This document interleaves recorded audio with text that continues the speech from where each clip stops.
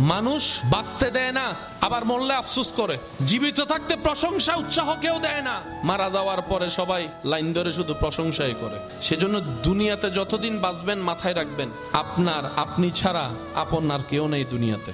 যদি আপন খুঁজতে চান, আপনি পাবেন একমাত্র নবী রহমাতুল্লিল আলামিন আর আপনার রব্বুল আলামিন। সব স্বার্থের খেলা, সময়ের চাহিদা, প্রয়োজন মাত্র। প্রিয়জন আর প্রয়োজনের মধ্যে আসমান জমিন পার্থক্য। আর প্রিয়জনের সংখ্যা তো অনেক কম। সে প্রিয়জন হয় যখন আজরাইল সামনে চলে আসবে, প্রিয়জন আর প্রিয়জন থাকবে না।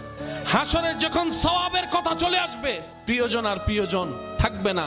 কারণ মানুষ সবাই দিন শেষে নিজেরটাই ভালো বোঝার চেষ্টা করে, অন্যের মুখে হাসি কেড়ে নিয়ে হলো নিজে হাসার চেষ্টা করে। যতদিন বাঁচবেন তাওয়াক্কুলটা রবের উপর রাখবেন, দিলটা উজাড় করে আপনার আবার নবীকে মোহাব্বত করবেন। বেশি বেশি ইস্তেগফার করব, বেশি বেশি দরুদ পড়ব, সাধ্য মোতাবেক সৃষ্টির উপকার করব, নিজে সয়ে যাব, অন্যকে সুখে রাখার চেষ্টা করব। দেখবেন আল্লাহ তাআলা আপনার জীবনকে এমন ভাবে সাজাই দিবে যেটা আপনি কল্পনা করেও পৌঁছাইতে পারবেন না। বলেন সুবহান।